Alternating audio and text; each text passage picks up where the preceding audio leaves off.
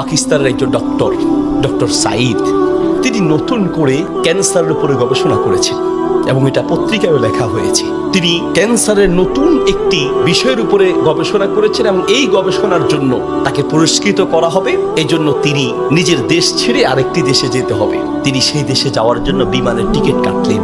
তিনি তার জীবনে দোয়ার যে ফল, দোয়ার মাধ্যমে যে কি করে অসম্ভব সম্ভব হয় তার বাস্তবতা তিনি নিজ মুখে বলছেন যে আমি বিমানের টিকিট কাটলাম, বিমানে উঠলাম, মনে বড় আনন্দ। দীর্ঘদিনের গবেষণার পরে আজ আমি পুরস্কার পেতে চলছি।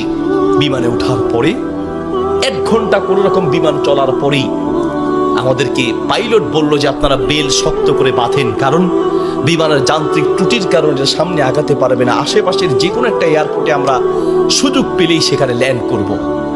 তিনি বললেন। কিছুক্ষণ পরেই বিমানটা ল্যান্ড করলো। আমি একেবারেই ভেঙে পড়লাম যে আমার বোধহয় যাওয়া হবে না। বিমান ল্যান্ড করার পর জিজ্ঞেস করলাম এটা কি যাবে? বলছে যে ত্রুটি, আজকে যাবে না। তাড়াতাড়ি বলছেন যে আমি সেই বিমানবন্দরে বিমান থেকে নেমে চলে গেলাম ইমিগ্রেশন কাউন্টারে, গিয়ে বললাম যে আমি তো ওই জায়গায় যেতে চাই, পরবর্তী বিমান কখন? বলছে পরবর্তী বিমান কমপক্ষে 16 ঘন্টা পরে, আর এই বিমান যাওয়া সম্ভব নয়। তাহলে আমি কি করব? বলছে আপনি একটা কাজ করেন, যতদূর এসেছেন 3 থেকে 4 ঘন্টার মধ্যে আপনি পৌঁছাতে পারবেন যদি দ্রুত একটা প্রাইভেট কার নিতে পারেন। বলছে আমি তাড়াতাড়ি সেখান থেকে বের হয়ে ব্যাগটা হাতে নিয়ে দৌড়াতে দৌড়াতে এয়ারপোর্টের বাহিরে গিয়ে এক প্রাইভেট কার ঠিক করলাম। প্রাইভেট কার ওলাকে বললাম ভাই যত দ্রুত পারেন আগাতে থাকেন, টাকা নিয়ে টেনশন নাই, কারণ পুরস্কার তো বিশাল পুরস্কার, আপনি আগাতে থাকেন। প্রাইভেট কার ড্রাইভার গাড়ি চালাচ্ছে। তিনি বলেন মোটামুটি কিছুক্ষণ যাওয়ার পরে হঠাৎ বিশাল তুফান শুরু হলো। প্রচন্ড তুফান দেখে ড্রাইভার বলছে ভাই সামনে যাওয়া সম্ভব নয়। বলছে চেষ্টা করেন। বলছে দেখছেন কি অবস্থা, রাস্তাঘাট সব গাছ পালা ভেঙে রাস্তায় পড়ে আছে। যখন তুফান আরো প্রচন্ড বাড়তে লাগলো আমি অবশেষে নিরাশ হয়ে বললাম যে জীবন বাঁচানো দরকার, পুরস্কার দিয়ে কি হবে, নিজেই যদি মরে যাই থাক, পুরস্কারের চিন্তা নাই, সামনে যাওয়ার দরকার নেই। আশেপাশে বাড়ি ঘর দেখলেই কোন একটা বাড়ির সামনে গিয়ে দাঁড়ান, বাড়িতে গিয়ে অন্তত নিজের জীবনটা বাঁচাই। একটা ঘর দেখতে পেলেন, ড্রাইভার সেই ঘরের সামনে গিয়ে দাঁড়ালেন, দরজায় নক করলেন। একজন বুড়ো মহিলা বের হয়ে দরজা খুললেন। বলছে বুড়িমা আমরা মেহমান, বিপদে পড়েছি, বাহিরে তুফান চলছে, একটু আশ্রয় চাই, কোনো পুরুষ থাকলে বলেন।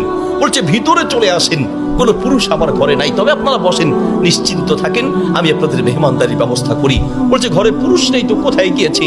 বলছে কি বলবো, দুঃখের কথা, কিছুদিন আগে আমার ছেলে এবং আমার স্বামী তো আগেই মারা গিয়েছেন, আর কিছুদিন আগে আমার ছেলে এবং ছেলের বৌমা দুইজন একসাথে অ্যাক্সিডেন্ট করে দুনিয়ার থেকে বিদায় হয়েছেন। বাড়িতে শুধু আমি আর আবার নাতিটা আছে। বলছে আপনারা বসেন, একটু মেহমানদারি ব্যবস্থা করি। মেহমানদারি হিসেবে কিছু খাবার দিয়ে ডক্টর সাঈদের সামনে দিলেন। আর বুড়িমা তিনি নামাজে দাঁড়ালেন। নামাজ শেষের দিকেই তার নাতি হাউমাউ করে চিৎকার করে কান্না শুরু করলেন। প্রথম থেকে কাঁদছেন অল্প, আস্তে আস্তে, পরে প্রচন্ড চিৎকার। ডক্টর সাঈদ বলেন বুড়িমা আপনি কি করছেন, একটু নাতিটাকে নিয়ে আসেন, এইভাবে কাঁদছে কেন? পরে নাতিটাকে কোলে করে নিয়ে আসলেন। ডক্টর সাঈদ জিজ্ঞেস করলেন যে তার চেহারা পুরো নীল হয়ে আছে, তার কারণটা কি, ওর কি রোগ হয়েছে? বলছে ডাক্তার সাহেব কি বলবো, দুঃখের কথা, আল্লাহ আমাকে পরীক্ষা করছেন। আমার স্বামী তো অনেক আগেই দুনিয়া থেকে বিদায় হয়েছে, আমার সম্বল ছিল আমার ছেলে, সেই ছেলেটাকে আল্লাহ নিলেন, ছেলের বৌমাকেও নিয়ে গেলেন। আমার এই নাতিটা কোনো রকমে আমার কাছে ছিল, তাই সে যায় নাই, এই জন্য অ্যাক্সিডেন্ট করে তারা মারা গিয়েছে, কিন্তু ছেলেটা রয়ে গেল। এখন এই ছেলেটার একটা কঠিন মারাত্মক ক্যান্সার হয়েছে, যার চিকিৎসা আমাদের দেশে সম্ভব নয়। ডাক্তার সাঈদ বলছে আপনি কি দেখিয়েছেন? বলছে হ্যাঁ, এটা নতুন ধরনের ক্যান্সার, এলাকায় যাকেই দেখাই সবাই একই কথা, আমাদের পক্ষে সম্ভব নয়। তো ডাক্তাররা কি পরামর্শ দিয়েছে? বলছে পাকিস্তানে যেতে। পাকিস্তানে একজন ডাক্তারের নাম বলেছে, তিনি এই নতুন রোগের, এই নতুন ক্যান্সার উপরে তিনি গবেষণা করেছেন, তার কাছে গেলে নাকি ভালো হবে। ডাক্তারের নাম বলেছে? বলছে নাম তো বলেছে, কিন্তু ঠিকানা তো কিচ্ছু জানা নাই।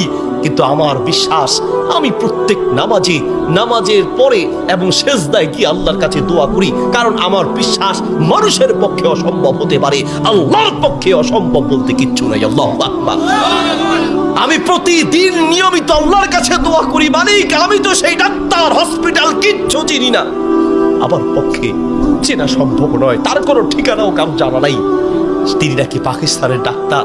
বুড়িমা বলেন তো সেই ডাক্তারের নাম কি? বলছে সেই ডাক্তারের নাম নাকি ডক্টর সাইদ, নতুন করে তিনি নাকি এই ক্যান্সার উপরে গবেষণা করেছেন। বলছে বুড়িমা কসম করে বলেন তো ডাক্তার সাইদের সাথেই আপনাকে দেখা করতে বলেছে?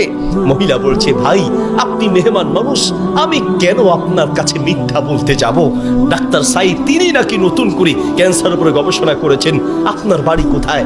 ডাক্তার সাইদ বলল বুড়িমা আমি আপনাকে কসম করতে বলেছি এই জন্য যে আমি বড় অবাক হয়েছি, আল্লাহ যে বান্দার দোয়া কিভাবে কবুল করেন, আল্লাহ যে মানুষের দোয়া কিভাবে কবুল করেন আমি এখন বুঝতে পেরেছি। কেন আমার বিমান নষ্ট হয়েছে আমি এখন বুঝতে পেরেছি, কেন আমি প্রাইভেট কারে উঠেছি আমি এখন বুঝতে পেরেছি, কেন তুফান শুরু হয়েছে আমি এখন বুঝতে পেরেছি, লক্ষ লক্ষ বাড়ি ঘর থাকতে কোথাও না গিয়ে আপনার বাড়িতে কেন এসেছি আমি এখন বুঝতে পেরেছি আল্লাহ বান্দার দোয়া কিভাবে কবুল করে। বুড়িমা আপনি যেই ডাক্তার সাইদের জন্য দোয়া করছেন সেই ডাক্তার সাইদের কাছে পাকিস্তানে যেতে হবে না, টেনে টেনে তাকে আপনার বাড়িতে নিয়ে এসেছেন, আমি ডাক্তার সাইদ আপনার বাড়িতে উপস্থিত আছে। আল্লাহু আকবার। প্রিয় ভাইরা আমার, আসা আন তাকরাহু শাইআন ওয়া হুয়া খায়রুল লাকুম ওয়া আসা আন তুহিব্বু শাইআন ওয়া হুয়া শাররুল লাকুম। আল্লাহ বলে বান্দা শোনো, আমরা অনেক সময় দোয়া করতে গিয়ে আমরা অলসতা পেশ করি অথবা অচেতন হয়ে যাই, অথবা দোয়া করার ক্ষেত্রে আমাদের ইয়াকিন থাকে না। কারণ হুজুর কত দোয়া করছি, কত বলছি আল্লাহর কাছে, কই না হুজুর আল্লাহ তো শুনে নেই, ঠিক না? অনেকের কথা অনেক হুজুর দোয়া করার জন্য বলেন, কত দোয়া করছি হুজুর, তাহাজ্জুদের সময় দোয়া করছি, শেষ রাতে দোয়া করছি, চোখের পানিতে মুখ ভাসিয়ে দোয়া করছি, কত চাইছি আল্লাহর কাছে, হুজুর আল্লাহ দেয় নাই। শোনেন আল্লাহ বলেন বান্দা মাঝে মাঝে আমি তুমি চাও আমি দেই না, এই যে আমি দেই নাই হতে পারে আমি এই না দেওয়ার মাঝেই তোমার কল্যাণ আছে। আল্লাহু আকবার। আমরা জানি না, হতে পারে ওই যে আল্লাহ দেয় নাই সেটার মধ্যেই আপনার জন্য কল্যাণ দিয়েছে। এই জন্য দোয়া করবেন, পান বা না পান দোয়া করে যাবেন।